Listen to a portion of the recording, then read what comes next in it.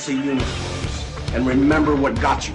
Focus on the fundamentals. We've gone over time and time again. And most important, don't get caught up thinking about winning or losing this game. If you put your effort and concentration into playing to your potential to be the best that you can be, I don't care what the scoreboard says at the end of the game. In my book, we're going to be winners. This is the New Hampshire High School Hoop Show. This is a second coming. This is a call to arms. Your finest hour won't be wasted. The New Hampshire High School Hoop Show is brought to you by the New Hampshire State Liquor Commission's Division of Enforcement. Right now, it's not about talent. It's about heart. It's about who can go out there and play the hardest, who can go out there and play the smartest. Now, they've been here before. They're not going to give it to us. We got to go out there and we got to take it. And now, here are your hosts, Pete Terrier. But I have a question, though. Those 2 foul shots at the end of the game, did you miss them? Or did you miss them? Not exactly a soup question, is it? And Dave Haley from NHSportsPage.com. All season long, we played our game. Right now, you're playing theirs. When we step on the floor, every second that clock is ticking, we are pedal to the metal. We run the ball. We pressure the ball. And most importantly, we control the tempo of the game.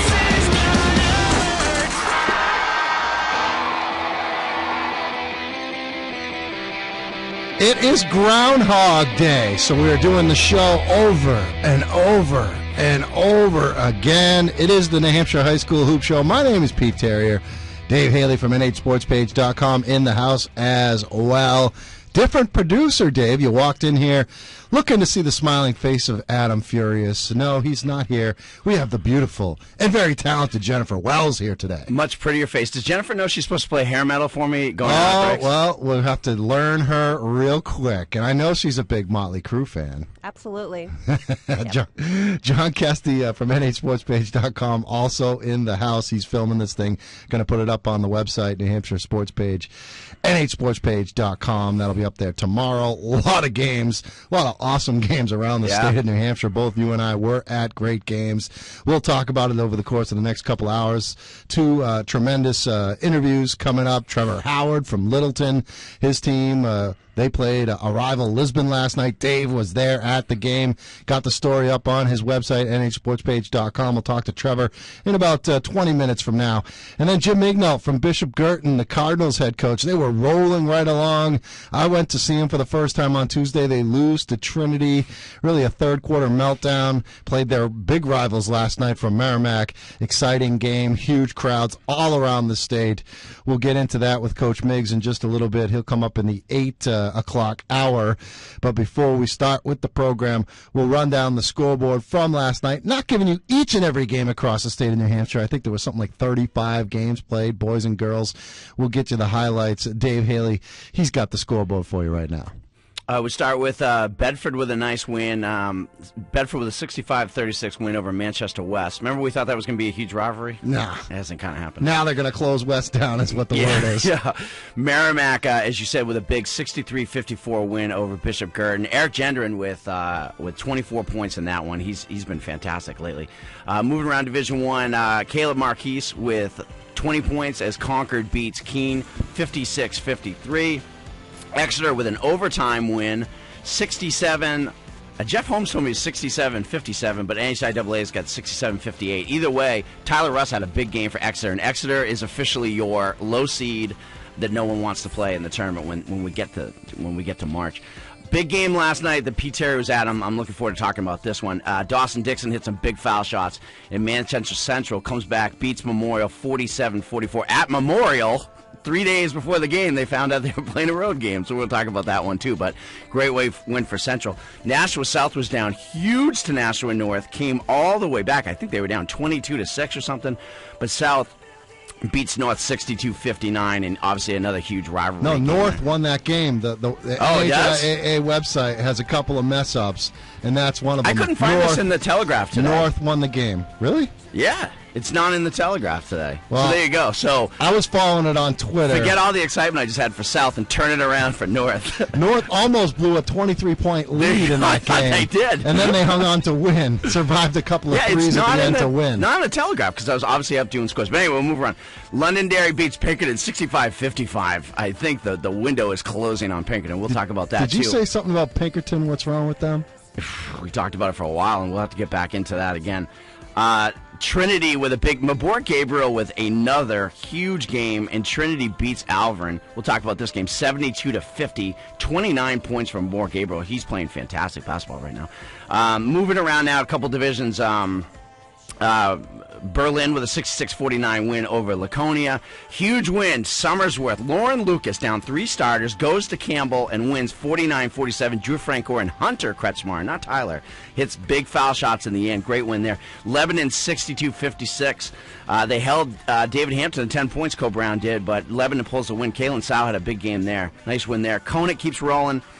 72-56 with a win there over Raymond.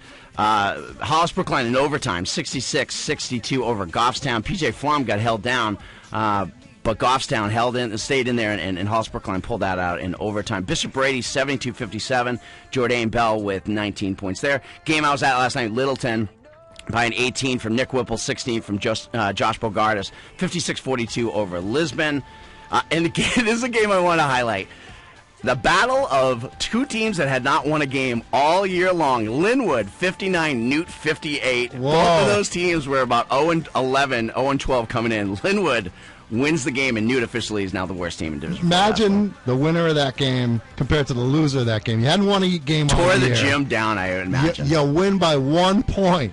Let's talk about agony and ecstasy. Linwood has scored in the teens 4 times this year. 50, they scored 59 last night. Hey, you know who's playing well? Oyster River, 55-31 over Merrimack Valley. Nick Lazar, another big game there. Pembroke Pine, 21 from Patrick Welch. Hopefully that back's getting better. 58-45 over Plymouth. This was a very good game. Pembroke won that game in the 4th quarter. Portsmouth rolls 81-29 over Kingswood. I can imagine it could have been worse than that. Souhegan 59, Pelham 49. Souhegan started to play good basketball. Profile gets a nice win. Woodsville's playing better, and Profile beats them 50-45. And finally, again, as always, the game of the night. Guilford 59, White Mountains 43. Josh Joyce with 23 points and 4 3-pointers. You cannot stop the Golden Eagles. You can only hope to contain them. You cannot stop Destiny, people. Wow. Destiny has a date with Guilford. When is Chip Vesey, their head coach? I think he's got to come on next Your week. former head coach, class of 1990, Guilford High School. When is he coming on the air? I think he's got to come on next week. By the way, Trevor Howard is coming on today, class of 1990. Trev and I played in high school against each other. We're rivals and played in all-star tournaments together. And where did Trevor play? Played at Littleton. Oh, he played at Littleton? He won a state championship that rightly should have been mine. Wow. And I don't want to bring it up on the phone. I'm bringing it up. Trevor and I are friends, and I don't want to get into it. I'm bringing it up for sure. We'll talk to him 10 minutes from now. We'll get to a timeout. We'll come back. We'll talk a little bit about the game that I was at, and then we'll get Trevor on. We'll go around the state. Yeah, we can confirm. North did beat South last night. Crazy that these scores are wrong. Joe Marcellina from the National Telegraph, friend of the program, he was tweeting it out throughout the course of the night, and they don't have the story on nationaltelegraph.com. What amazingly, a big win for North. Amazingly, it's not on that website, but we'll get into that and all the other stuff as the New Hampshire High School Hoop Show continues on WGIR AM 610 and 96.7 The Wave.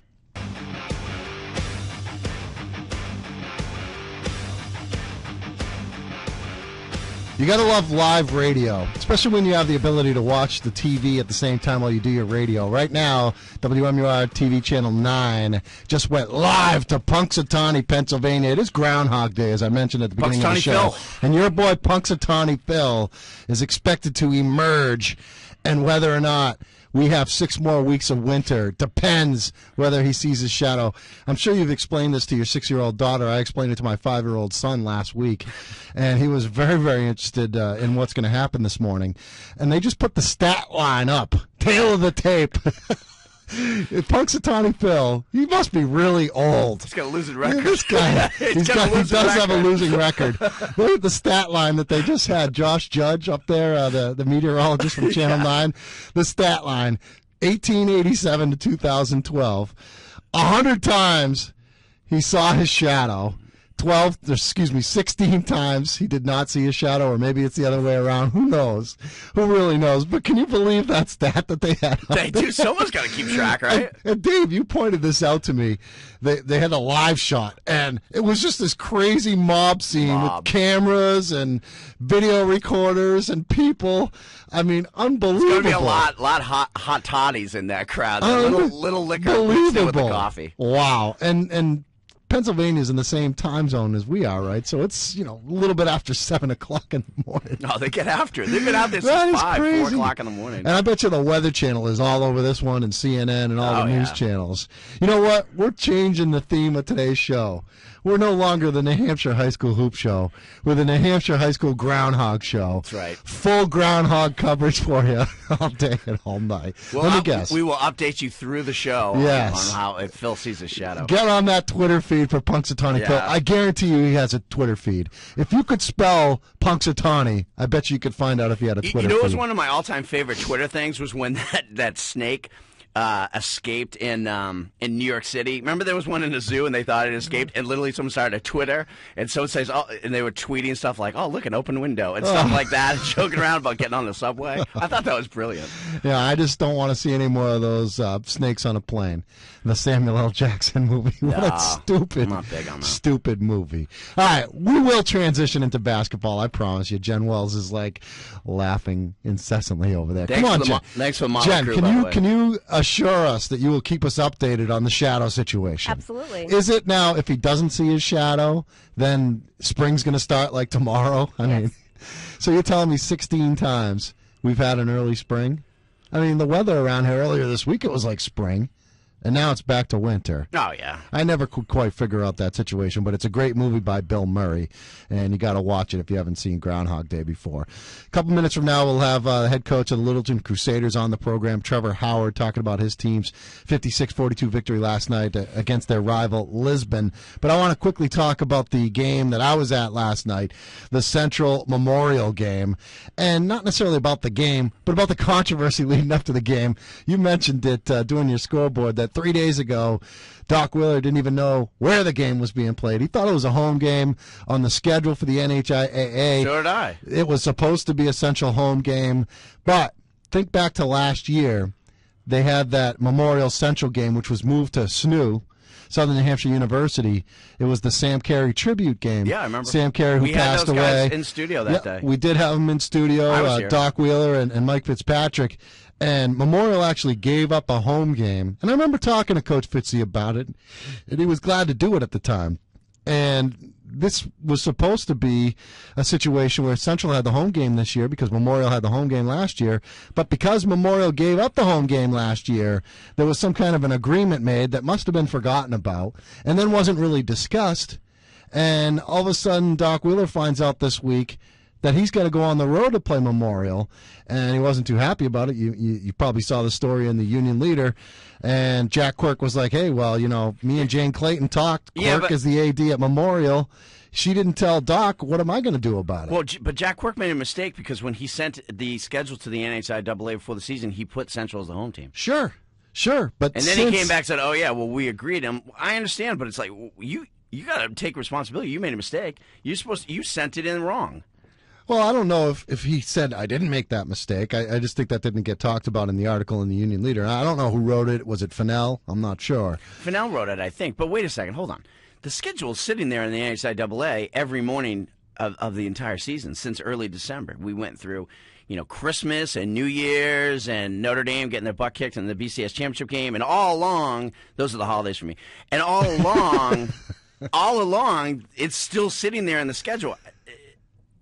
How come nobody told Doc about this 4 weeks ago? I mean, the schedule didn't change, so you tell me Jack Quirk never looks at the schedule on the NHIAA website? When or the coaches, our website? Look, we have coaches on this program each and every week. And what do they tell you? Oh, I'm only worried about Tuesday night's game against whoever. Oh, I'm only worried about that game when we play next against whoever. They don't look ahead. He's the AD, though. Right, he's the AD. But he's worried about coaching his team. He's worried about all the other sports and stuff at the school. He's probably not worried about that Central game. I mean, he had to deal I would have with... been angry if I was Doc. Well, he was angry, apparently. Yeah. And I didn't ask him about it last night after the game. I mean, whatever. It didn't end up mattering. He won. Central won the game. It was a great crowd. There was a doubleheader, boys and girls game. Really exciting. And I do not like girls high school basketball. I just don't get into it. I'm sorry. I don't like women's basketball I watched in general. Lisbon Littleton last night. Yeah, I'm sure that was exciting. But I don't like it, all right? No disrespect. I just don't like it, okay? And if you want to get on me for it, fine. I'll give you the phone number, 645-6161. No, don't give it to him. 877-313-TALK. I don't like women's basketball. I just don't, and especially girls high school basketball. Jen right now is going, Hampshire. please don't. Jen, How is this? I don't Jen understand. comes What to kind of my show is this? Jen comes to my office a few weeks ago. She's all over the place. And she's got this huge smile on her face, and she's like, "Pete, I got all kinds of tickets for you. UNH women's basketball." I'm like, Jen, I'm sorry, hot tickets, but I don't want these. Yeah, you totally gave me the hand. And you should have seen the ugly, evil eye that I got from Jennifer Wells when I basically dissed women's basketball It's and okay women's that you sports hate in women. general. That's all right. I don't hate women. I just don't like I girls don't hate basketball. women's basketball. But You're what on I'm your own on saying that one. is, getting back to the point, it was a great doubleheader. It was actually a tripleheader. There was a JV game before the girls game, and the girls game was pretty exciting. Central and Memorial was exciting. They sell out. It was packed. I mean, I don't know if they stopped selling tickets at one point, but the place was packed. I mean, it was crazy. You can see the video highlights up on nhsportspage.com. John Kesty did a good job filming, and me fighting the crowd once again. It was at one point in halftime, this dude, like, I told him, I'm like doing my live shot at halftime, which is taped. And I'm like trying to hold this guy off from like walking in front of the camera, between me and the camera, and the dude just like brushes right past me. And I think I made some kind of schneid comment at him on the air. I hope you didn't edit that out. Listen. You left it in there? Good. I give, as any listener would know, like Pete and John are partners with me in NH Sports Page. I give Pete a lot of grief because he handles computers and email and and all that about as well as my father does, and that's not a very nice thing to say about somebody. But I will give him total credit. He is phenomenal on camera, and you have to go watch if you haven't already, watch the Trinity Bishop Girton game where Pete is sitting there doing his pregame. People are sitting in front of him, walking by him. People eating popcorn 2 feet from him. How you pull that off? I am in awe of you. I told you. I sent you a text. I said I can't even believe. I was crying. I was laughing. So I'm watching you stand there. I would have punched somebody. I was doing my pregame. The BG. Were you laughing Trinity, while filming him? And Bill Sabowski, Nashua legend, was my coach in biddy basketball way back in the 70s. All right. I think somebody patted you on the back that was while him. you're talking. So I'm sitting there talking, doing my pregame. Someone pats me on the back. I have no clue who it is. Afterwards, I look, and it's Bill Sabowski, who used to be my coach back in the day, who I see all the time whenever I go to Nashua. Great guy, and it's just fun stuff. When I did my first game on camera, which please no one watch it if you haven't already. But so John and I are up at Plymouth for the Trinity Plymouth game, and I'm talking to John, and I'm just about finished. Do you remember this? And these two high school girls, completely and utterly oblivious to the world around them, of course, they're high school kids, are walking, and they're like 7 feet away from the picture, 6 feet away, 5 feet away, and I have to like talk as fast as I can, and boom, and then they walked, and then I made some comment, and they looked at John, and they were shocked, they were surprised and embarrassed, but like completely, you could see him coming, walking into this shot as I'm trying to finish up. I'm like, Sentinel Title Services Game of the Week, like right as they walked right onto it. Hey. That's all You're part the of man. It's unbelievable. It's all part of live, whatever. Yeah. Live TV, live radio, whatever it is. All right, we're going to head to the North Country right now and talk to the head coach of one of the best teams in all of Division IV basketball, the Littleton Crusaders. Trevor Howard joins us on the phone line. Dave Haley was up there last night at Lisbon for the game, 56-42. Trevor Howard's team wins it. Littleton now 12-1. Good morning, Coach Howard, and thanks for coming on the program. Morning, guys. How you doing? We're doing pretty well. Let me ask you: does that sometimes when it's really, really cold, and the moon is right, and the moon was still in the sky this morning, does this AM 610 signal or the 96.7 FM signal reach into Littleton by any chance? I'm not sure about that. We are pretty far up here, as Dave knows from last night's trip. So, Coach, let's talk about the win. You go into it knowing that their best player, one of the best players in the division, Chad Knighton, is not going to be playing this game. But you still have to go out there and win the game, as Chris Berman says. That's why they play the games. Do you have to worry about your team kind of letting down a little bit, knowing that he wasn't going to be in the game? Yeah, I think so. I mean, I think the game would have had a lot more hype if Chad would have played. He's definitely one of the top players. He's probably the best scorer in Division IV. So I think that's part of it, making sure the kids don't let down. And last night we played well in spurts. We didn't play a complete game, but through three quarters, I thought we played decent, and then I wasn't very happy with our fourth quarter. So yeah, we talked. You and I obviously talked about that. It feels like hours ago, Trev. But this is a long drive home, Trev. I made it though. I went to bed about 1 last night. But you were talking, and I wrote about it today, how you just said to your kids in the huddle, and I want you to expand on it for the listeners. But you basically said to the kids, you say, we're up 20 on these guys. They're still fighting. Put these guys away. Let's pull the ball out, work it out, hit our foul shots and go home. But instead, guys are kind of, whether they're going for stats or whatever, I'm not going to say that, but guys are driving through 3 people to the hoop, taking contested jumpers. And you're a coach who's been to 3 or 4 state championship games as a coach, and you were just saying that's what's going to cost us against an elite team is not getting it.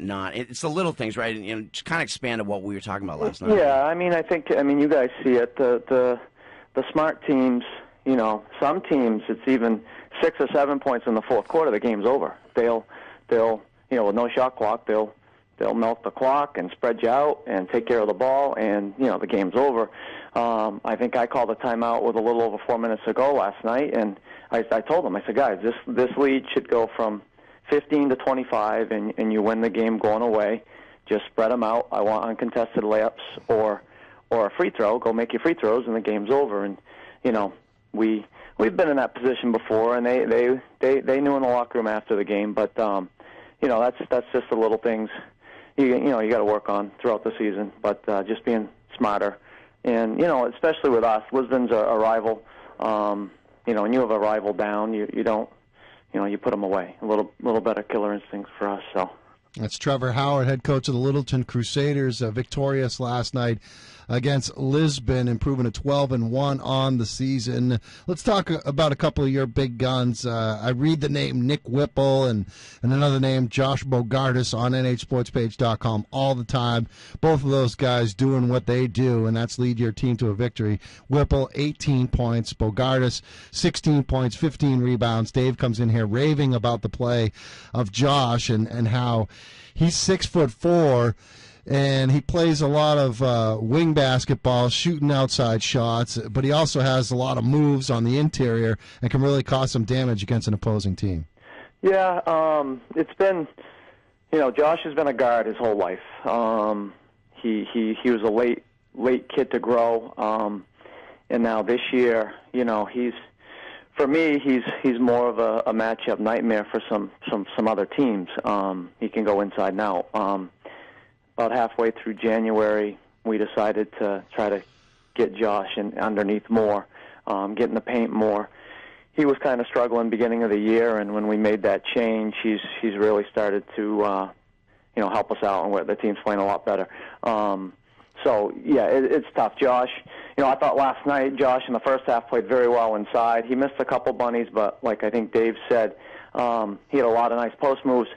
Second half, he thought he got fouled a couple times, and then he starts to, move his way, migrate back outside, because that's his natural position, where I'm just trying to keep him, Dave, I think Dave's first comment is after the game was, wow, Bogardus should just stay within 10 feet of the hoop. He's excellent, and, that's a work in progress for us. And, when you're a natural guard, you're going to want to drift out there. But he definitely does have some nice post moves, and, he did dominate the boards last night, which was good to see, because we haven't been rebounding as well as I was hoping we would this year. So yeah, I can't remember what year it was, Trev, but there was one year I want to talk about. We had Buddy, obviously, as you know, we had Buddy Trask in here last Saturday on the show, and Pete and I talked to him a lot about the difficulties of being a team up north and even south, with the matchups and the tournament and the travel involved. There was one year, and you'll have to remind me maybe what year it was, but where the NHIAA didn't even announce the pairings for the first round of the Class S, it was then Class S,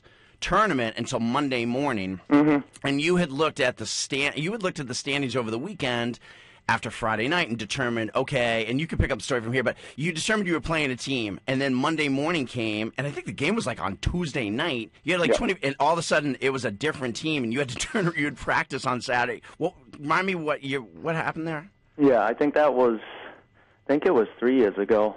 But yeah, you're right. I mean, I just, in Class S or Division IV, I'm an old school coach who still calls it Class S. Les Poor called it a Class S 5 times last night. Yeah. So, but yeah, it's a little different. Our first round playoff games are on Monday.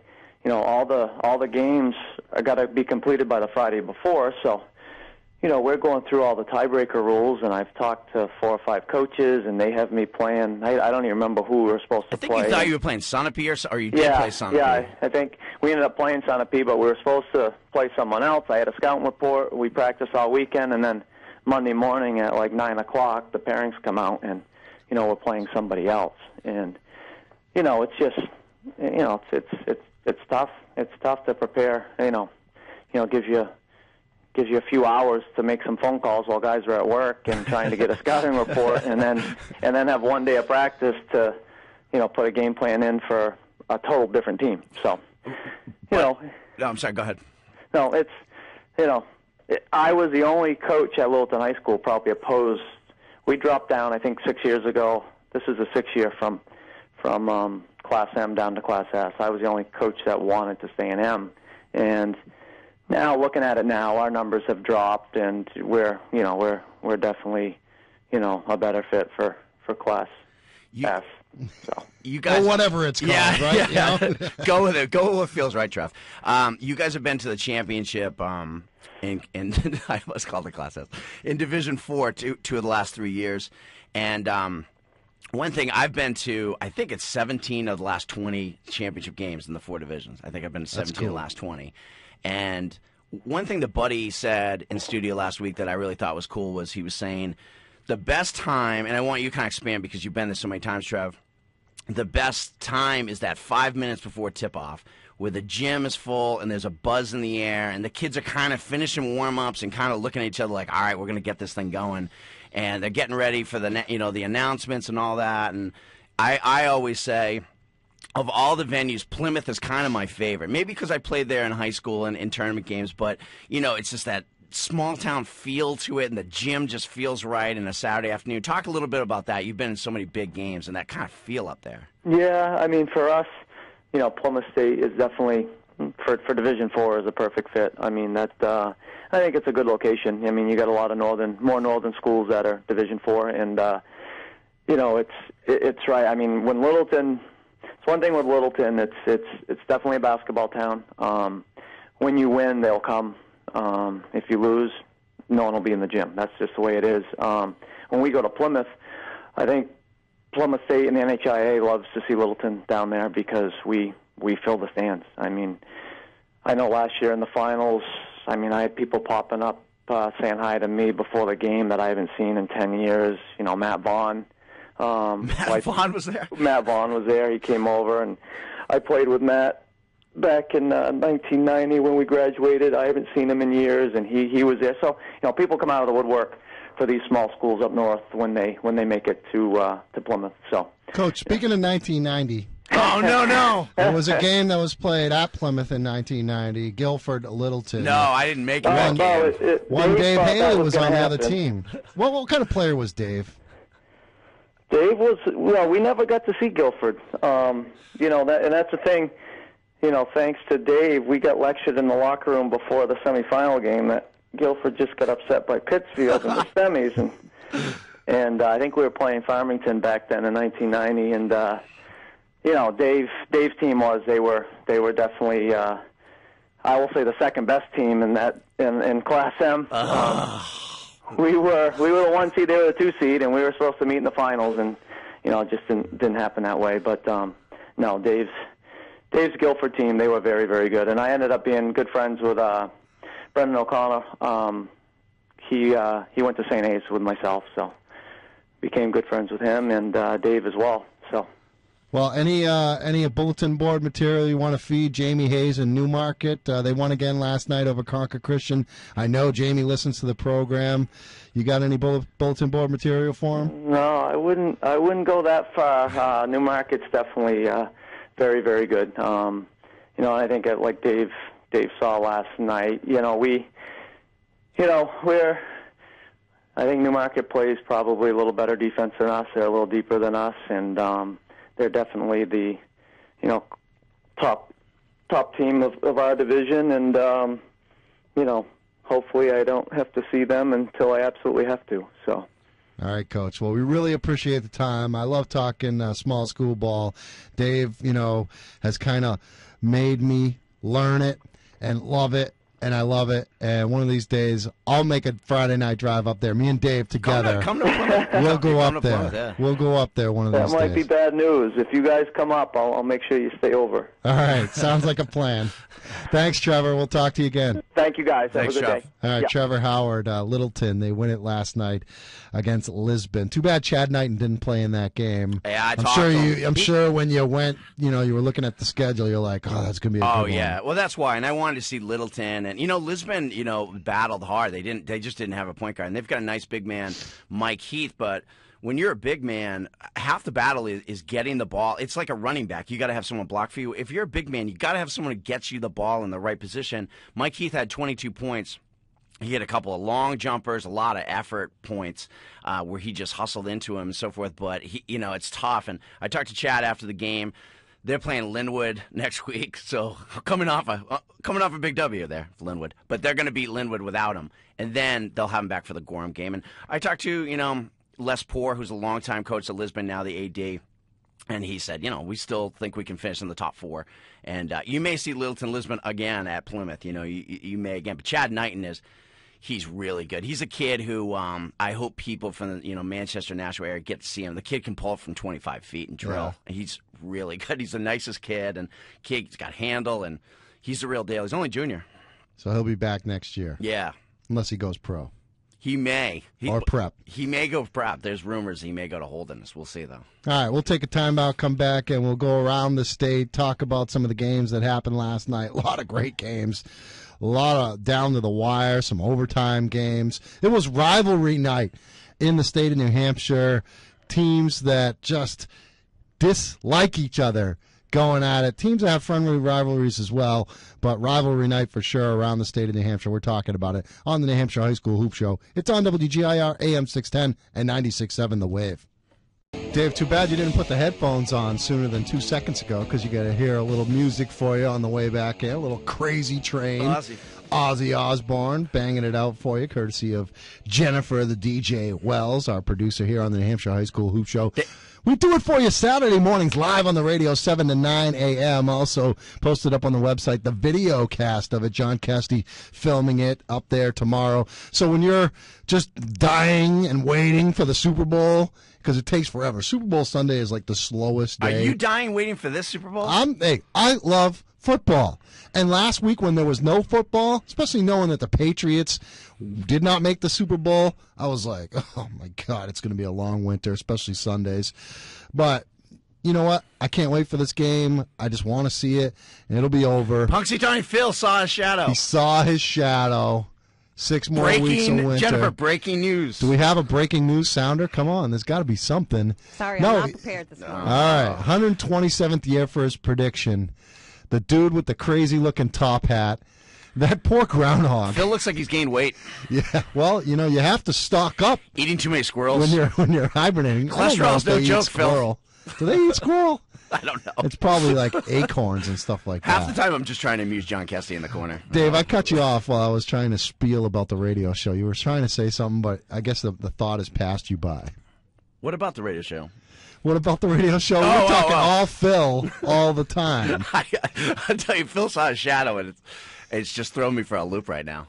I don't remember what I was going to say 2 minutes ago. All right, I'll think about it later. There were some great games. I mean, I talked a little bit about the Memorial Central game last night. Central, a little payback from the Queen City Invitational. That game went to overtime. That game was the better played game than last night's game. Tell me about it, because a lot of missed shots in the game. Not great shooting. Tough defense, though. Did Amar Conte not play? Excuse me. He's academically ineligible right now.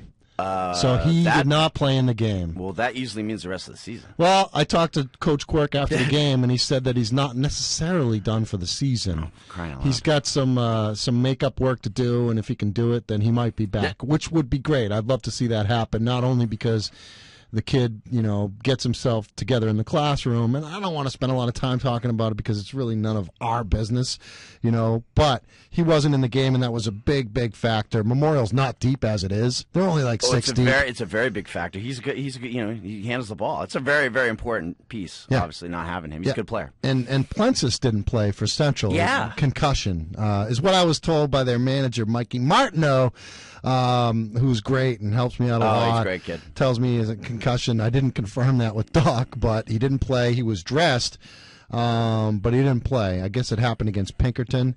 They hope to have him back, according to It's an Mikey. even trade, those two. Well, yeah. I mean, except for the fact that Central's just a little bit deeper. I mean, Central's not really deep.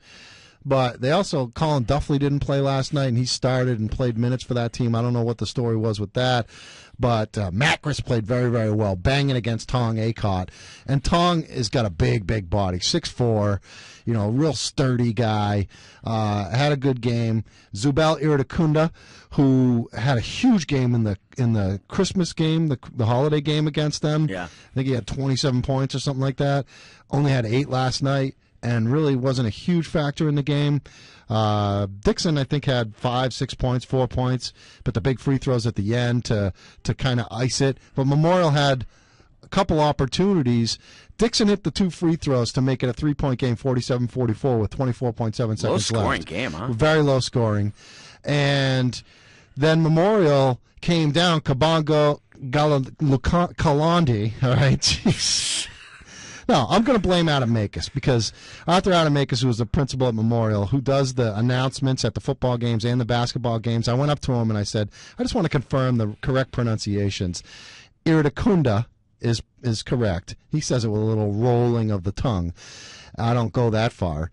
And it's a silent N, so it's spelled N-G-A-L, Kulandi. He says it's Gala Kalandi. So I was saying Nala Kalandi, but it's really Gala Kalandi. So Kabongo Gala Kalandi comes down after the 2 makes by Dixon and goes right to the basket, misses. Gets his own rebound, misses. Gets his own rebound again, misses. Pelletier got the rebound, got fouled, 8.1 seconds left to go. Pelletier goes to the line at the other end for a 1-on-1 to make it a 2-possession game and basically ice it. Pelletier missed the free throw. So Memorial got the rebound, and then they raced it up court. And the younger brother, Chef Galakalandi, he's a freshman. Kabongo's a sophomore. He takes this shot just a little bit over half court, and it didn't even come close. And Memorial ends up losing by 3, 47-44. Central, just a great atmosphere, awesome crowd. I mean, you check out the highlights when you get a chance on anysportspage.com. You could just see the excitement in the crowd, and this place was really, really jumping. Yeah, that's a big win for Central, and some people question maybe that their schedule wasn't that difficult, but now, doesn't that Merrimack win look a lot better right now? The Merrimack win looks a lot better. They beat BG last night. Still, Central's got it tough. I mean, they got to go to Spalding. I think they lost at Spalding when Tyler Roach was on the team. And this Spalding team is better than that Spalding team that beat Tyler Roach. I'm guessing. I don't know. But that's going to be a tough trip. Spalding with an extra day to get ready, and again, not a score we mentioned because it was Thursday night, but Nick McGregor with a shot at the buzzer to win over Dover. I talked to Kevin Saprini, who's the official for that game. Over Dover.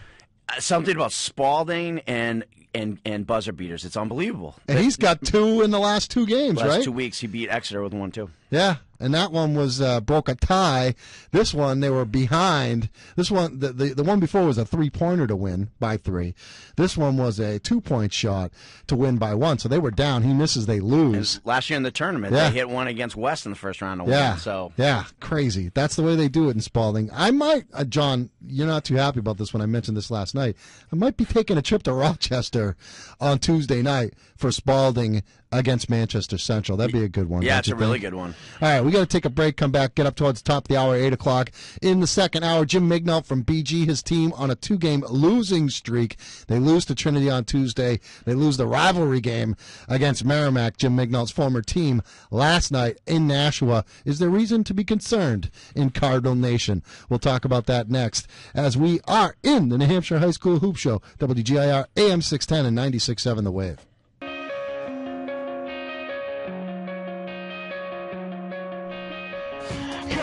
Heading up towards the top of the hour, 8 o'clock, our first hour of the New Hampshire High School Hoop Show. We do it each and every Saturday morning between 7 and 9, live on the radio, AM 610, 96.7 The Wave. Also, wherever you are, really, iHeartRadio, just get on the app. It's awesome. It's free, and you can listen live to us. Just search one of those stations, WGIR AM or 96.7 The Wave, WQSO.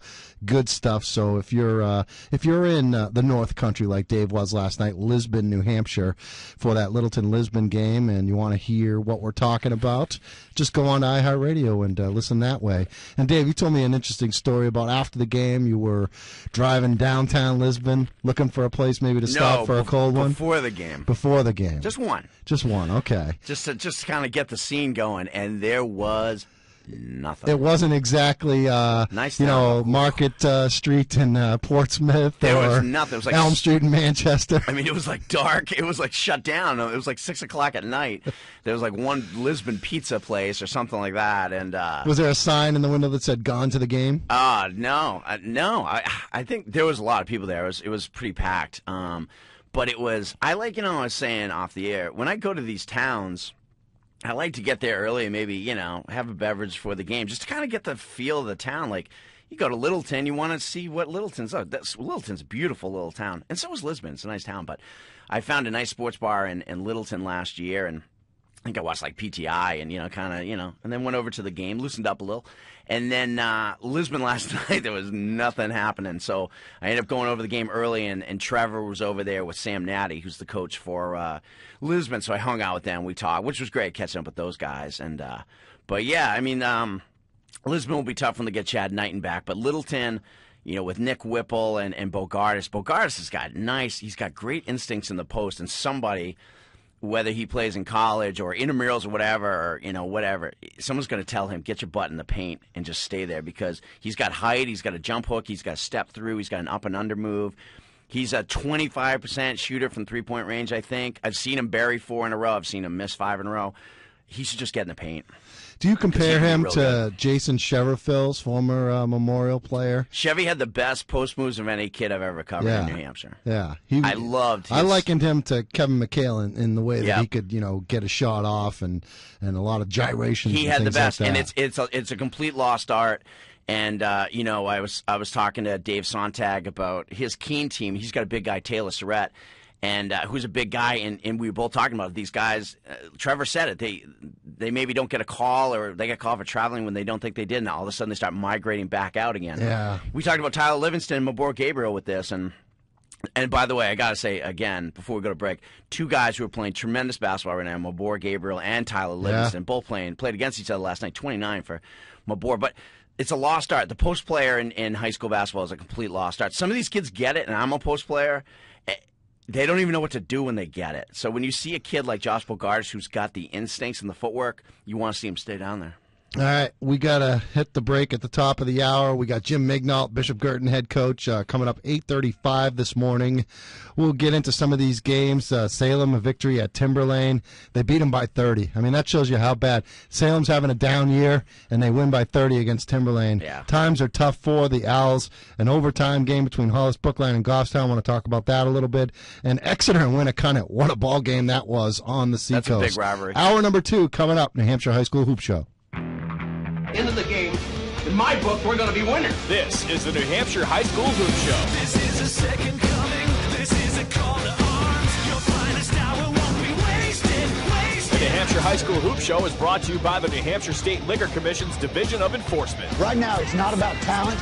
It's about heart. It's about who can go out there and play the hardest, who can go out there and play the smartest. Now, they've been here before, so they're not going to give it to us. We got to go out there and we got to take it. And now, here are your hosts, Pete Terrier. But I have a question, though. Those 2 foul shots, the end of the game. Did you miss them? Or did you miss them?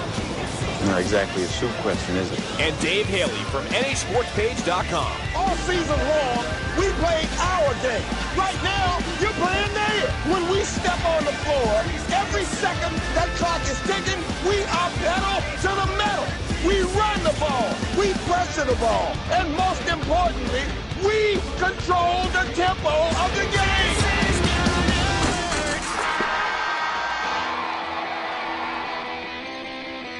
Welcome to the second hour of the New Hampshire High School Hoop Show. Pete Terrier, Dave Haley, NHSportsPage.com. John Kesty from the website in here filming this thing, putting it up in all its glory on the website tomorrow through our friends at YouTube. Can't wait to check it out. I always love, Sunday, laundry day. My wife has taken the 2 boys to some kind of skating thing at the Verizon Wireless Arena, like Disney on Ice type of thing. So I'll have a little 3-hour quiet time so I can enjoy myself tomorrow morning. I'll watch the show. It's a lot of fun stuff. And I know our producer, who is filling in for our normal producer, Adam Furious, Jennifer Wells, she will favorite that page and just watch the show on a loop over and over and over again. Won't you, Jen? Won't you, Jen? She loves coming here on Saturday mornings. She works so hard during the week, and she actually was here when I did the show.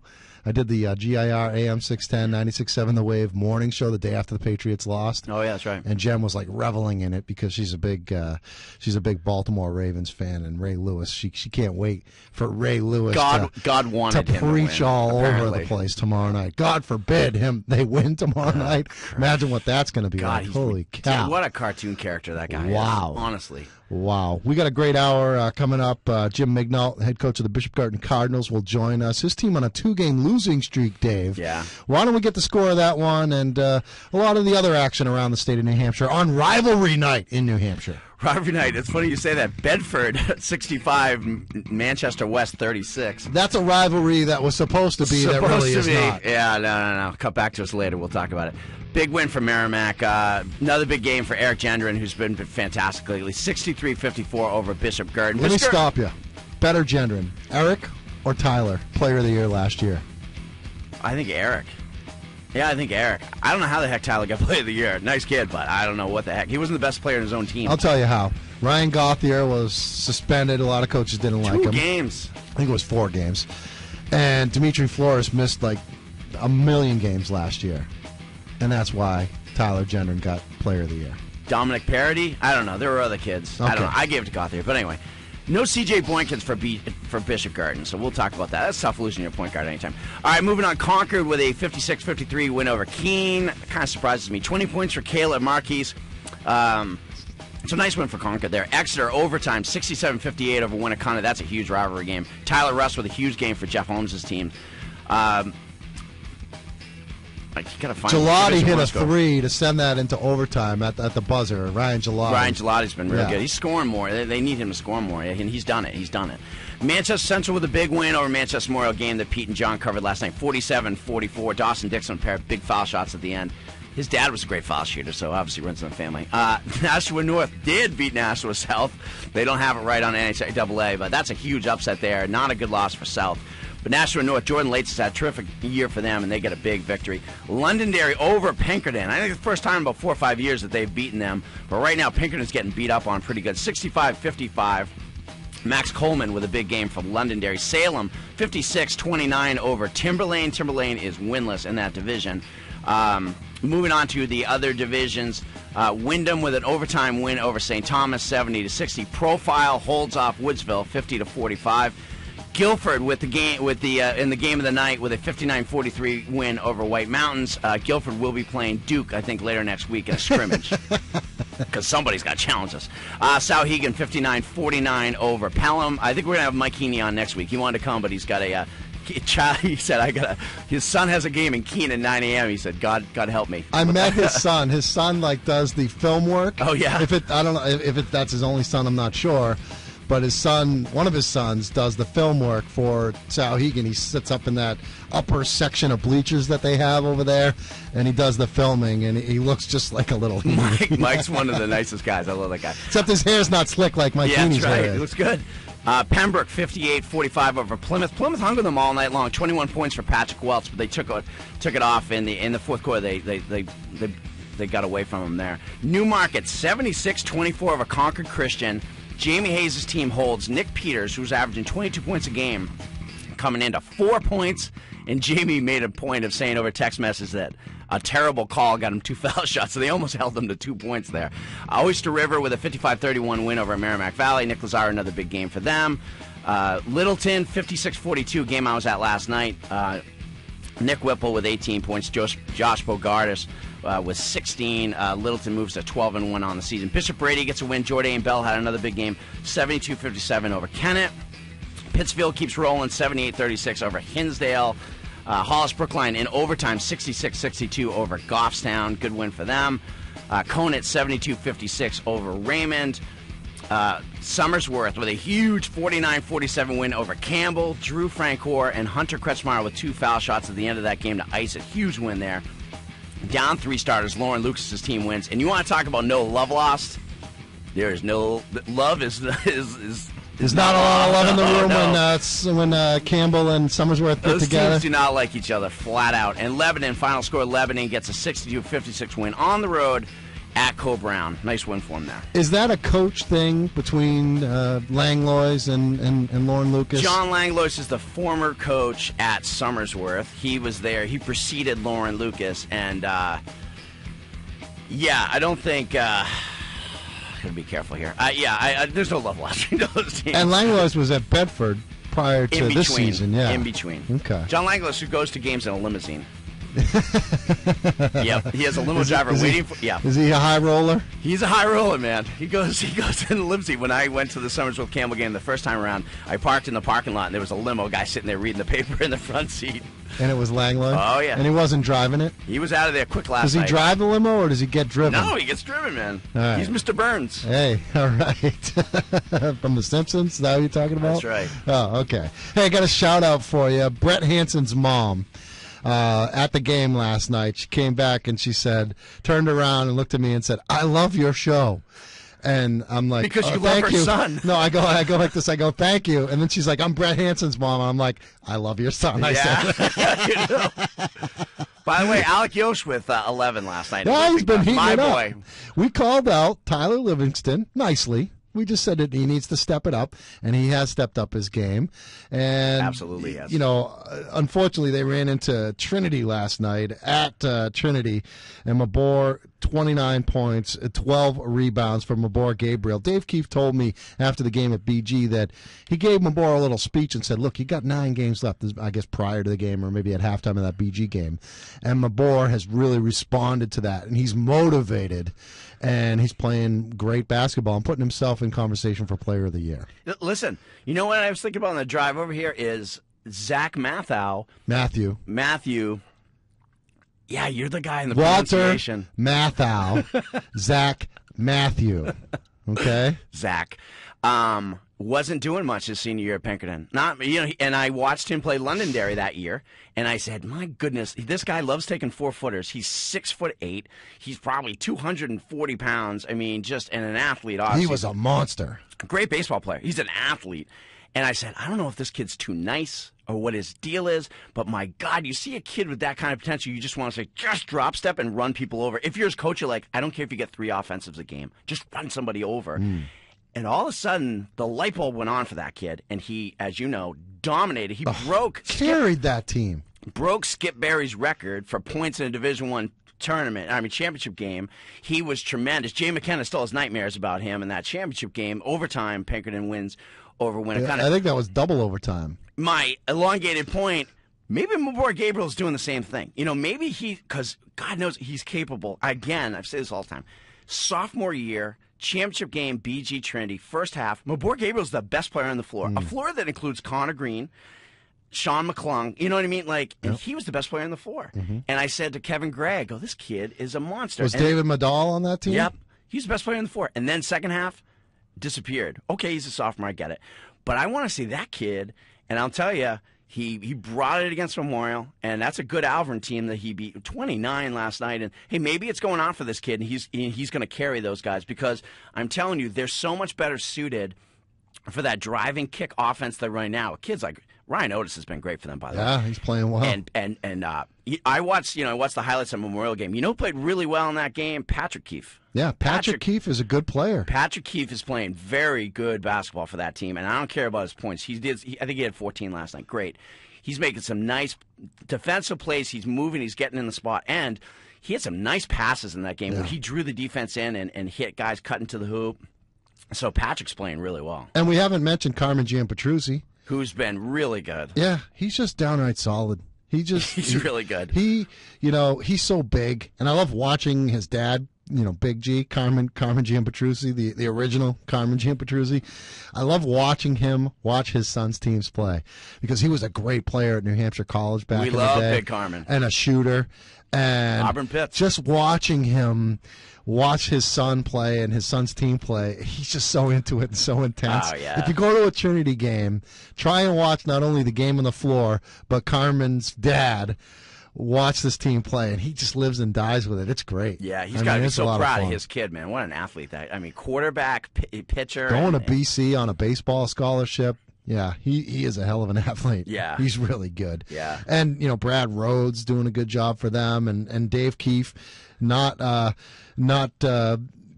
getting too overly excited, not stepping too far onto the court. I've only seen him get one technical this year. I think he gets sensitive about it. I try to joke with Dave about it. He's like, I'm just trying to. I'm like, Dave, come on. It's great. I love it. I'm telling you, Matt Swedberg at Molten Borough. They're the worst. I think he nailed the three-pointer last year against Littleton. Those are the two guys. I said it in a write-up last year. I said, those guys had a tournament so you can get furthest out on the floor. The finals would be Dave Keefe against Matt Swedberg. Maybe the ADs of those two schools have got that dog invisible fence thing. You put the collar on the dog, and it reaches a certain point, and they get shock, and it goes back.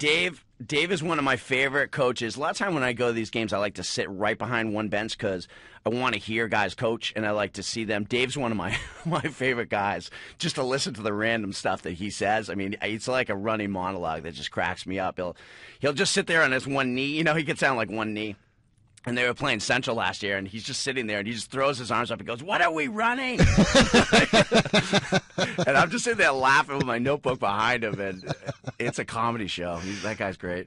All right, we'll take a timeout, come back. I want to get into that Winnicott-Exeter game a little bit, talk about that Hollis-Brookline-Goffstown battle last night. I think those were a couple of really good games. Co-Brown and Lebanon played a good game, and, when you see Lebanon go on the road to Co-Brown and beat a team that had only 2 losses going into that game, you got to think that David Hampton had a huge game. Not the case. No, 10. Lebanon won with David Hampton scoring 10 points. So we'll get into those games. Don't forget, we got Jim Mignault from Bishop Girton coming up at 8:35. It is the New Hampshire High School Hoop Show. Pete Terrier, along with Dave Haley, NHSportsPage.com, right here on WGIR AM 610 and 96.7 The Wave.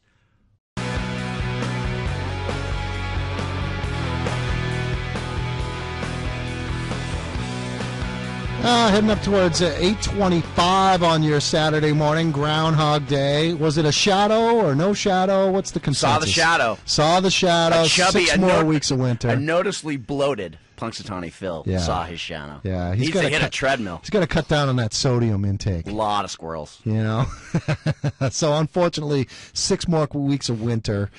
And we're going to have to there's a little snow on the way tomorrow. I love how you just said that like serious. Like, I know. Unfortunately, it's a groundhog. I know. It is a groundhog, but they make a lot of money down. I mean, that's a Chamber of Commerce type of day in Punxsutawney, Pennsylvania. Great movie. Yeah, it is a good movie, and I recommend you watch it. And I bet you, like USA Network or TNT, they bought the rights to it, and they're rolling it strong all day today. When you're flipping through the channels, when the college basketball, what is it, Indiana, Michigan, are they playing today? Yeah, they're playing tonight. I will not. I will be, as I told you, at my basketball party today. We're at the Basketball City League.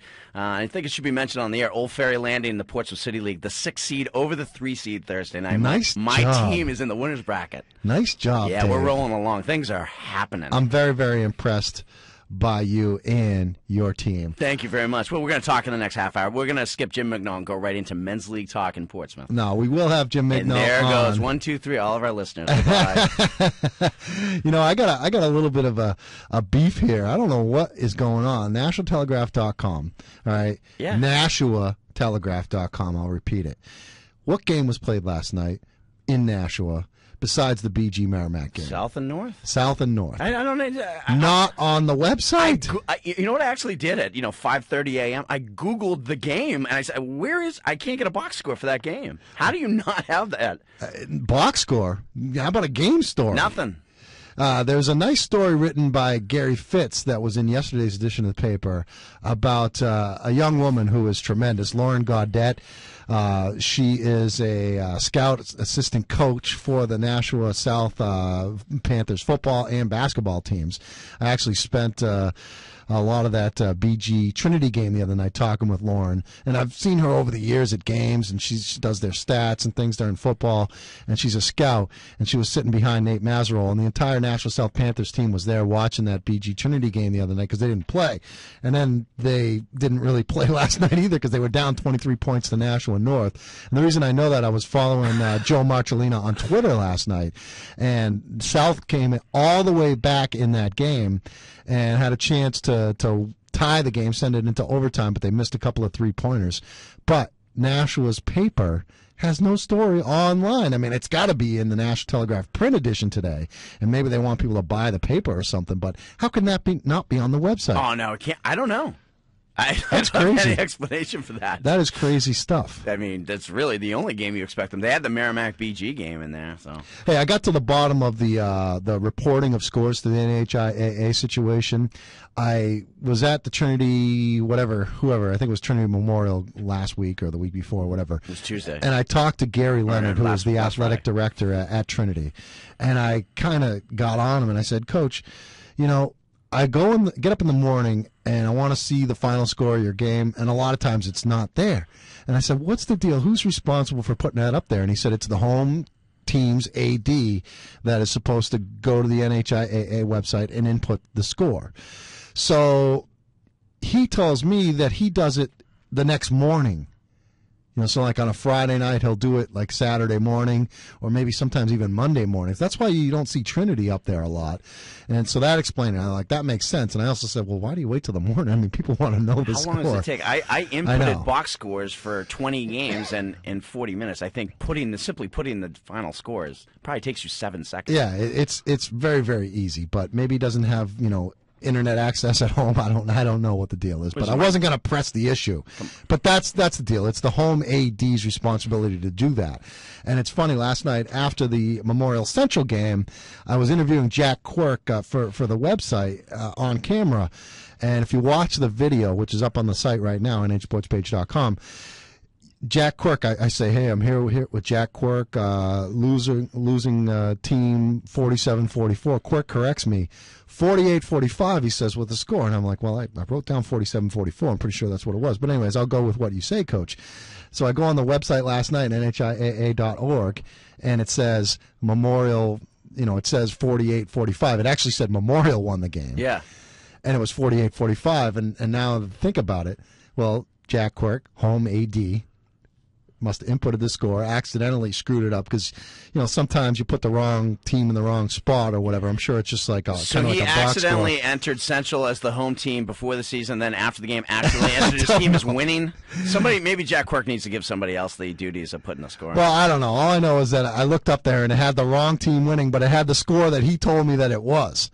And, I don't know if it's since been fixed. I'm going to check out the website right now.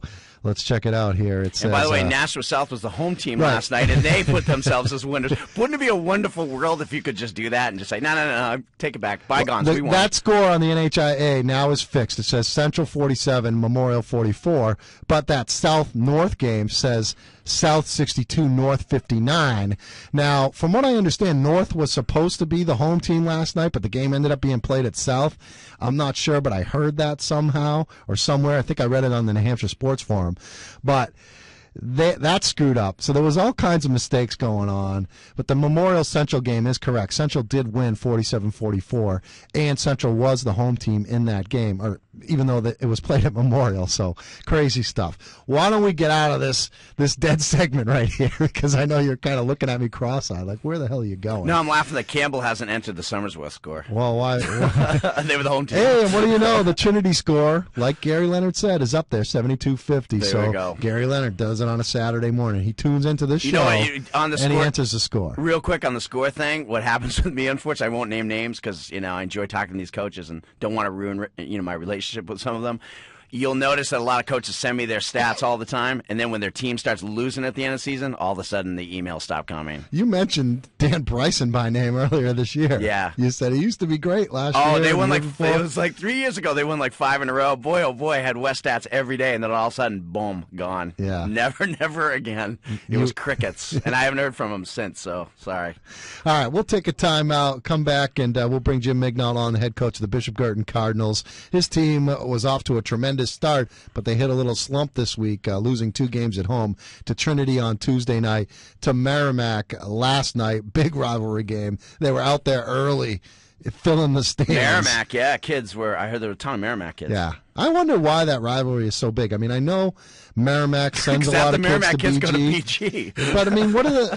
Hey, it's the kid I went to 8th grade Do the with. kids really care about that? Well, we'll ask Coach Mig. He's coached on both sides of that. He was the Merrimack coach. Now he's coaching at BG. We'll ask Coach Miggs that when we return on the New Hampshire High School Hoop Show. Pete Terrier, along with Dave Haley. It's on WGIR, AM 610 and 96.7 The Wave.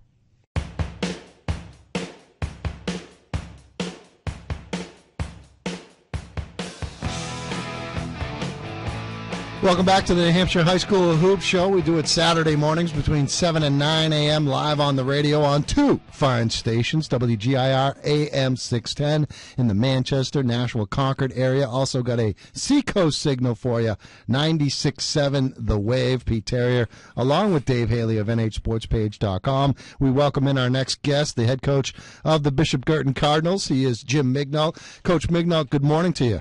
Hey, how you doing today? We're doing very, very well. Looking at your team, the 8-1 start has quickly turned to 8-3. A couple of tough losses against 2 real tough Division I teams. Trinity on Tuesday night, Merrimack last night in your place. When you see what you've seen over the past week or so, what do you know about your team this morning that you didn't know about them going into the game against Trinity on Tuesday? We just had 2 really bad third quarters. Last 2 nights. And, I think, like I said before the season, we're young. There's going to be a growing process, and I think we're going to be fine when we get to the end of the year. Coach, Jeff Lund's been so good for you guys down on the post. We were talking earlier in the show about, I went to a game up north last night about kids who just are good post presence but like to kind of float out. It's the whole Dirk Nowitzki, I want to shoot 15-footers. But I've seen Jeff Lund. Lund's got the ability to take kids off the dribble. He certainly did against Trinity. Are you fine with him kind of, working out on the perimeter, or do you want him just on the low block all the time? He's such a good post player. Yeah, he's a good post player, but see, if you just sit down in the post, they're going to double, triple team you down there. Yeah. And by moving him out a little bit like we did last night, I mean, he could take you off the dribble. So, you look at him, he's 6'5", 6'6". If he's going to play in college, he's not going to really play a 5. He'll be more of a 4, a 3-4. So he has to be able to do that. And that's what I want him to do. Coach, you mentioned the bad third quarters in each of your last 2 losses. Trinity, I was at the game on Tuesday. They ran out on you 14-0 to start the second half, and that was pretty much it. They were up 20 at that point and ended up winning by 14. And then last night, Merrimack raining threes down upon you. They outscore you 25-5 in that third quarter. Eric Gendron lighting it up, and sometimes it just seems like Murphy's Law. What can go wrong will, and on the other side, what is going right is certainly going right in a big way for them. Yeah, we came out. We missed a couple layups. They got out. Eric's a great player. He just had a really good third quarter. But the other kids on their team hit some shots too. It was just one of those things. We couldn't make a shot, and they weren't missing. So that happens sometimes. You've got, looking at your schedule, you've got an interesting schedule coming up here. You've got 5 of your next 6 games on the road. No, actually it's 6 because we 6 of the next 7. We got that next 6 games in a row away because playing a boy-girl doubleheader at North, and that's not on the schedule. And we're going to be playing at North. So how do you feel today about your team, and look, you guys have lost 2 in a row, but I mean, you're in both games and you're playing 2 very good teams. So and you don't have your point guard CJ Boykins, which we talked about, but I remember we talked in the preseason. I wrote about this. You really like this group a lot. I know you do, and I know you were saying, hey, I really liked it, and they're young, but they're buying in, they're listening, they're working hard. Where do you think you guys sit in this whole thing? Well, still a long ways to go. Oh yeah, we got I think playing 6 games in a row on the road is going to help us get ready for the tournament. And if we do what we're supposed to do, we should finish somewhere in the top 8, and we'll get a home game, and then we'll see what happens from there. Coach, the Merrimack rivalry, it's a real big rivalry. I mean, you guys, I grew up in Nashua, and Nashua BG before the split of the Nashua schools was huge. But it seems now that Merrimack is your rivalry, and I know a lot of it has to do with the fact that, a lot of kids from Merrimack end up going to BG. But I don't know if that really plays a big factor as far as the kids are concerned. Why is the Merrimack BG rivalry so good? We have great games. I mean, like last night, the gym was full for the JV game. We play very close games, and we have. It's just the kids seem. We're so close to each other, and it's just a big deal for everybody. It's nice. It's a lot of fun. Like last night was great atmosphere in that gym. Last year, Coach, the chemistry of that team just never clicked, and I wanted to ask you. I'm reading the Terry Francona book, and it's interesting. He kind of says in the book, he's like, how many team meetings are you going to hold? You know what I mean? And people, in movies, some kid gets up there in the locker room, gets teary-eyed, and boom, you start the music, and all of a sudden they win 8 in a row, and yeah. In real life, it doesn't work that way. You've been coaching for a long time. You had that team that won the championship a few years ago with McClung and Connor Green and Remillard, and they had such tremendous chemistry. So you've seen the good and the bad. How do you handle that when you have a team that it's just not clicking? I mean, what can you do as a coach in the middle of a season? You just keep trying to work at it, and hopefully something will click in. I mean, they were great kids. I mean, last year's team, they still came like last night. Nate Chartrand was there, and I've seen Austin Ceremi and Cooper Paul. They've all come work out with our kids. It just, it was one of those things where, they were really, really good kids, and they were good off the court. They just weren't a very good team. You know what I mean? It was like they just couldn't seem to get that chemistry. And it was tough. There's not a whole lot you could do. You could just keep trying to work at it, and that's what we did last year. We almost upset Merrimack in the playoffs last year. Yeah, so. That was a tremendous game, and Dave mentioned about Lund and how he has the ability to step out a little bit. I remember he had a big 3 in that game to, I think, send that game into overtime, and I didn't think he was much of a 3-point shooter, and I figured, hey, I'm Tim Goodrich. I don't mind Lund taking that shot in that situation, but he is such a good player, and he's so tough, and really it's kind of him and a bunch of other guys. You got some guys stepping up. I mean, John Noon comes in, and he can put some threes through the hoop. I like your point guard, Toscano. He's very, very nifty with the basketball and the dribble, and he's very, very fast. Andrew Williams is a good shooter as well. Kyle Gavin was a kid that I hadn't even heard of until I saw him the other night. He's a good player as well. Can you talk a little bit about that supporting cast and what you need from them in order to go where you want to go? Yeah, well, those other kids, like Kyle Gavin, he played freshman last year because he had hurt his knee. So it was, he just moved from freshman right to varsity. And we like I said, Andrew Williams has been playing very well. John is just a really streaky shooter. When he's on, you can't stop him. What I need from all those guys is they have to be willing to play their roles, which this group they are. And defensively, we need to step up a little bit. That third quarter yesterday, we just gave up too much. I mean, it was, Eric started hitting shots, but we played great defense in the first half on him, and we just didn't do it in the second. I just think we just need to keep this team focused. They're young. I think we'll get our second win. CJ will be coming back quite possibly against South. So, once we have everything in place, I think we'll be fine to make a run at the end. Now, I don't know what you know about that South-North game last night, but on the NHIAA website, it has the incorrect score. It says South beat North, but North beat South, actually. They were up, I think, 23 points or something in the first half, and South made a furious comeback and ended up falling just a little bit short. I'd like to get your thoughts on that, and Nashua North, who's really kind of struggled this year, and Nashua South, who's been great. I'd like to get your thoughts on that game and what happened there. See, this is the first I hear about it. I haven't really looked at the scores yet today. Well, your initial thoughts hearing what I've just told you. well, I wish I hadn't given up my home game to go play over there, but it's one of those years. I think. I mean, I don't think I don't think Jack Preston played last night either. There's a lot of parity this year, and you got the two teams that are undefeated because I think Central beat Memorial last night. Yes. I think when it comes to the tournament this year, there's going to be teams like Exeter won last night.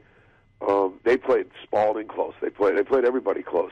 There's going to be teams that are down in that 12 to 14 that you just don't want to play. So it should be very interesting this year come tournament time.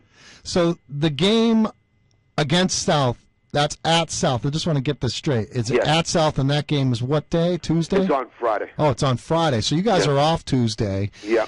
So when I was at your game against Trinity the other night, there was a lot of teams that were off. I think Central had it off, Nashville South had it off, and the entire South team was there watching you guys play Trinity.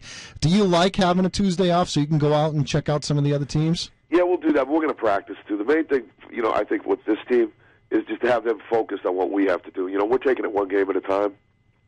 So we're going to practice anyways. And normally we practice about 6:37. So I think South plays at Exeter. It's quite a ride. I think we'll be more working on our own game to get ready for South rather than, I have people that go out and watch games for me, so I won't be out there too much. You got your people. They do what you say, right? Yeah, that's, I get their reports, Coach, just one last one. Boykin, when he returns, what is he going to bring to your team? Speed. He is just so quick, and he sees the court very well. So I think, our half-court sets they'll run a little bit smoother with him out there, because he has a good handle on the ball. Well, who does he remind you of? NBA player. I'm not saying talent-wise, but is it like a Muggsy Bogues? Because he's real small. Yeah, he's see, I coach against Muggsy Bogues in high school down in Maryland, and he does remind me a lot of him. He's not quite as thick as Muggsy was, but he has the same kind of game. Nate Robinson. I always think of Nate Robinson when I see CJ Bogues. Yeah, but he's a shooter, though. He can shoot.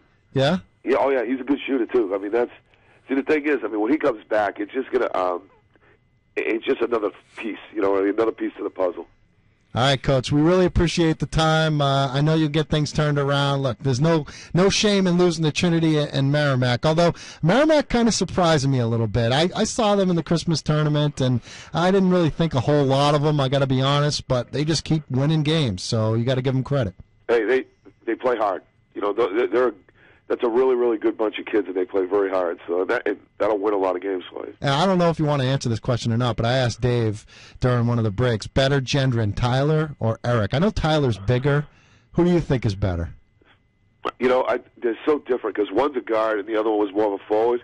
I think they were both very good players. They're really, really good kids. So. They must have had some great games in the backyard. Oh, I'm sure they did.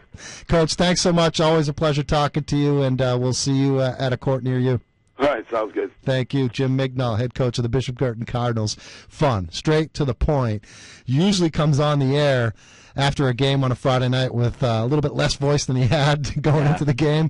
But I really enjoy talking to him, and I look forward to seeing BG at full strength when Boykin comes back.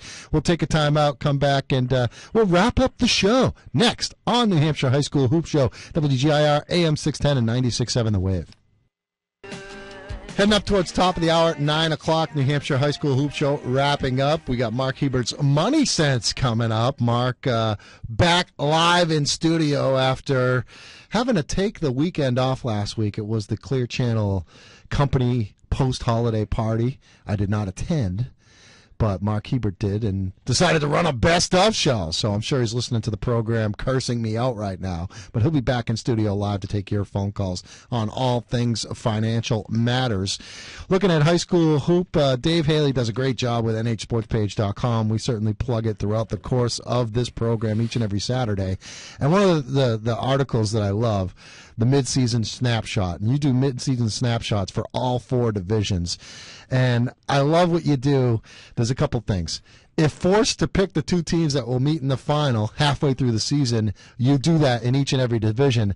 And then you give your players of the year in each division. And the part that I love the most is, with apologies to all these guys that you didn't put on your all-state team or all-division team.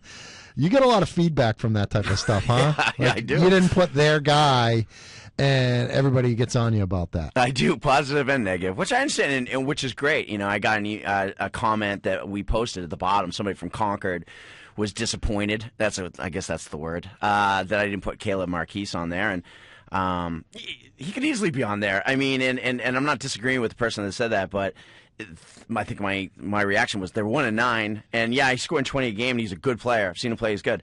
They're also down by 20 half the times he's scoring his points. I mean, you got to go with the kids that are winning basketball games first. You know what I almost put on that list with apologies to? James Caparell. Yeah, I almost put him on there. The kid just does things to win games. And he's probably averaging 9 points a game, but he gets about 7-8 rebounds. But yeah, I also think this is like your opinion as well. I mean, that's what it is. It's your opinion when you put these all-state teams together. This is your opinion. I mean, you watch a lot of hoop. You know what you're talking about. But it's my opinion, but it's a lot of the coaches' opinions. I am not a person who said, I've seen these guys play, and I think this guy's better than this guy, whatever. I listen to coaches. I talk to coaches all the time, as you know, and it's one of the parts I enjoy the most. And, you know, I'll go to a guy like Jim McNaught and ask him what he thinks of other team, what he thinks of his own team. And, you know, famously a couple of years ago, I wrote that Josh Jones was the best player on Salem. And I got all these angry emails from somebody. It might have been Mark Kimball himself, but saying that Mark Kimball's the best player. Remember that? Mike Kimball was the best player on that team and all these things. Do you know why I said Josh Jones is better? Because E.J. Perry's coach told me that Josh Jones was his best player. So you listen to the coaches, and yeah, I take half of what I see and believe and half of what I hear and put it together. But we named 6 players to the first team, and I couldn't pick 5 out of those 6. Well, and I got to admit, there was a kid on there that I thought you could have had his brother on there, or you should have had his brother. You had Jack Preston on there from Nashua South. You went a lot of big men. Pelletier from Central, Preston from South, Lund from BG, Acop from Memorial, Gendron, the only guard on your first-team All-State in D1, Dominic Parody from Spalding. I got no problem really with any of those, except you had apologies to Tim Preston and a bunch of other guys. First name. Tim Preston, I think, and I said this before, I think he is the guy that's more important to that Nashua South team, but as Mignall pointed out, he doesn't think that Jack Preston played in that game last night because he was ejected for leaving the bench in that scrum against Alvern last week, and that comes with it a game suspension. So chances are Preston didn't play. We don't know because we couldn't find the story on NashTelegraph.com this morning, but that kind of shows you that Preston is pretty important because if he doesn't play and they lose to Nashua South, who was not a great team this year, well, maybe we're right. But I bet you the same thing would have happened, Dave, if Tim Preston didn't play in that game. Yeah, I think they're equally important. And, I mean, with Jack Preston, I have no problem putting him on the first team. I considered him for Player of the Year. He's second in Division I scoring. Look, he's had a great year. I mean, Ecott from Memorial is really, really good. I don't know if he belongs in there with those other guys. I like him, but he has games where, you know, he isn't always there. If you look at all these other names, those guys are always pretty much right in the thick of things. Ecott, not always. I mean, Zubel Iridakunda, Kabongo, Galakalandi is a guy, you know, they're going to miss Conte, Memorial is, but I think if the one guy I would have taken out of there is Tonga Ecott from Memorial. Did it surprise you I gave Romps Coach of the Year for the first half? No, because that Dover team... Does it make sense? It does make sense because you looked at the Dover team without Mike LeBlanc, and you're probably like, yeah, I don't think so. Oh, and Mike Wands is gone. And Wands gets injured early in the year, and he's been gone, but they just got a bunch of guys who just go out there and play real good basketball. Everything you hear from opposing coaches are, man, they're good defensively. Yeah, and the two teams, and Jim Mignalt said today the same thing that Tim Goodrich said last week, and Doc Wheeler said when I talked on the phone with Doc Wheeler recently. There's 12, 13, and 14 seeds this year in the tournament, however they end up being, that are going to be pains in the butts. And 2 of those teams in particular are Dover and Exeter. And Dover and Exeter may finish higher than that. I mean, yeah. I'm not putting them at that level. But if you get those guys in the first round, I mean, I mean, obviously Dover went to Salem last year and beat a 2 seed. So that was a tough. There's parity down to 12, 13 in that division. And Division II, if forced to pick today, the 2 teams you would see meeting in the final, Pembroke and Sauhegan. Has that changed in your opinion? Probably not. No, it hasn't changed, but I'll tell you, I was this close to putting Portsmouth. Yeah, and that surprised me because I know how much you love Mulvey, I know how much you love Portsmouth, and they continue to just keep doing it. And you probably wouldn't be surprised. You got Mulvey as your coach of the year, and I don't blame you for that. But you probably wouldn't be surprised whatsoever if it was Portsmouth against either Pembroke or Souhegan. I think the team, both of those teams, want to avoid Portsmouth as long as possible, wouldn't you think? 10 days earlier it would have been Lebanon. I mean, I think Lebanon was clearly the second best team in that division, but losing Matt Cowles, who kicked off the team for personal reasons, is humongous. I mean, you can't overstate how big of a loss that is because they're a completely one-dimensional team now. Admittedly, I talked to Keith Matty for 20 minutes last Saturday, and he's really, he's such a good guy, and I know he's really disappointed by what happened up there. We're not going to get into the particulars of it, but really disappointing situation. They were clearly the second best team, but that being said, it opens everything up. Hollis Brookline could sneak in there. Certainly, they play very well defensively. Portsmouth, if they get in Stone Gymnasium for 2 games, they're going to be really tough to beat. And once you get to UNH, those kids have been there. They understand the atmosphere. Portsmouth local, so they get a ton of students that go over to those. They get a huge, crowd support. I would love to see a Portsmouth Souhegan semifinal. That would be great. That would be great. And Brandon Len's been tremendous. Yeah, and to me, he's the player of the year in D2. All due respect to Patrick Welch. I had the back injury. Looks like he's coming back. I had a text exchange with Coach Matalosa from Pembroke earlier in the week. He says he's probably about 60% and hasn't practiced in a couple of weeks, but I know he played last night. 21. He played against Lebanon. He seems to be feeling better. But, I mean, Len is just tremendous. He had 37 the other night, and I think he only had a couple of threes in the game. So this guy is just a scoring machine, and he's a great passer, too. So I really like Brandon Len. I think they started off real slow, but they're playing well. They got a good team. They're deep. Hopefully we'll have Mike Heaney on the program next week. But I really, really like what he's doing. I don't know if I have time to get down to the Division 3 or Division 4 snapshots, but Division 3, who did you say? Newmarket and who? No, that's Division 4. Excuse me, Division 4.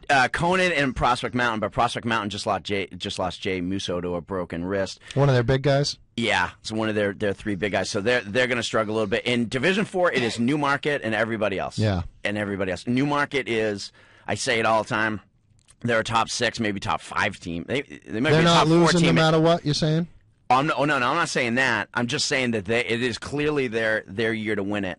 And they'd be top 4 maybe in Division 3. They're that good. All right, well, there you have it. Check it out, nhsportspage.com. Real good mid-season look. We are heading towards the home stretch, and this show is over.